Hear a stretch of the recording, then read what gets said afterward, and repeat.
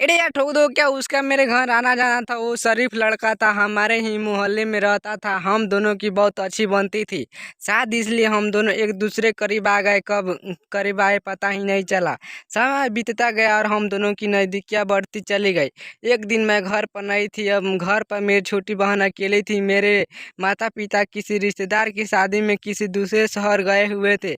मुझे भी किसी काम से बाजार जाना था। मैं बाजार चली गई। मुझे शॉपिंग करने में काफ़ी टाइम लगा। सुबह 10 बजे की निकली। जब मैं 8 बजे घर पहुंची तो मेरी आंखें फटी की फटी रह गई।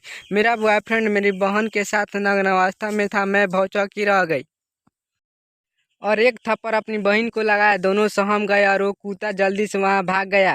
मेरी बहन दूसरे कमरे में चली गई और मेरा रो रो कर बुरा हाल हो रहा था। मैं कुछ समझ नहीं पा रहा था। मेरा दिमाग जैसे सुन हो गया है। वो मेरे पास अब कोई दूसरा चारा नहीं था। अब मुझे अब उस कुत्ते को सबक सिखाना जरूरी था। इसलिए मैंने अपने आप को कुछ समझाया। 2 से 3 दिन के लिए शांत हो गई। मेरे दिमाग में बस एक ही बात थी कि लड़के कुत्ते होते हैं और मुझे अब उस कुत्ते को सबक सिखाना है। 2 हफ्ते बाद मैंने इंटरनेट पर बैठना शुरू किया और फेसबुक पर एक लड़के से चैट करने लगी।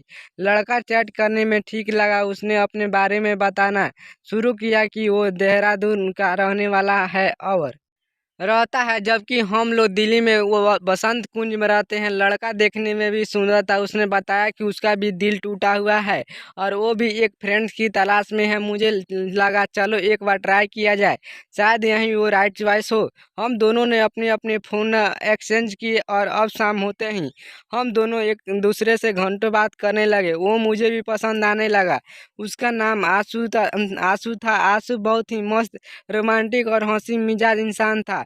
हम दोनों की खूब पाटने लगी। अब मुझे अपने एक्स बॉयफ्रेंड को भी सबक सिखाना था, तो हम दोनों ने मिलने का प्लान किया और एक दिन हम दोनों जनकपुरी में मिले और हम दोनों ने एक मूवी साथ साथ देखी। उसके बाद शाम में हम दोनों ने डिनर एक साथ किया। उसके बाद आशु ने मुझे मेरे घर के पास बसंत कुंज छोड़ा और चला गया। आशु की केयर देखकर मुझे अब बहुत अच्छा लगा। सिंपल सा लड़का देखने में, सिंपल सा लड़का देखने में सुंदर, रोमांटिक, केयरिंग, मस्त मौला इंसान। किसी से बात करे तो लोग उसकी ओर आकर्षित हो जाए। एक पर्सनालिटी था उस आंसू की। अब देखना था कि आंसू की नीयत कैसी है। उसके लिए अब मुझे अब एक प्लान करना था। मैंने अपनी बहन को आंसू के बारे में बताया, उस प्लान के बारे में बताया। वो समझ गई। एक दिन जब पापा मम्मी घर पर नहीं थे, मैंने आंसू को घर पर बुलाया। दोनों बातें करने लगे। हम दोनों ने ब्रेकफास्ट किया और मैं आंसू तो अपने कमरे में चली गई। कमरे में आते ही मैंने आंसू उसके पकड़ लिया और एक उससे किस करने लगी। आंसू ने भी फिर किसिंग शुरू कर दिया। हम दोनों को एक दूसरे की गर्मी को एहसास हो रहा था। मैंने आंसू की टी शर्ट पीछे से निकाल उसकी नंगी पीठ पर हाथ चलाने शुरू कर दिए। आंसू ने भी मेरे साथ वही किया। उसने भी मेरी टी शर्ट पीछे से निकाल कर मेरी नंगी पीठ पर हाथ चलाने शुरू किया। अब हम एक दूसरे को चूम रहे थे और उसकी सींग को सहलाने लगे। आंसू का अब सख्त हो चुका था। आंसू भी मेरे मम्मी को दबाने जो प्लान कर रहे थे ये हूँ उसी का हिस्सा। हेलो दोस्तों, आज की यह वीडियो आपको कैसे लगा? अच्छी लगी तो एक लाइक और चैनल को सब्सक्राइब कर लीजिएगा, क्योंकि दोस्तों ऐसी इस चैनल पे ऐसी ही आपको स्टोरी वीडियो देखने को मिलेगी। तो प्लीज़ चैनल को सब्सक्राइब करना बनता है। दोस्तों मिलते हैं नेक्स्ट स्टोरी में, तब तक ले गाइस अपना ख्याल रखिएगा। और दोस्तों यह वीडियो आपको इंटरटेनमेंट और हंसाने के लिए बनाया गया है।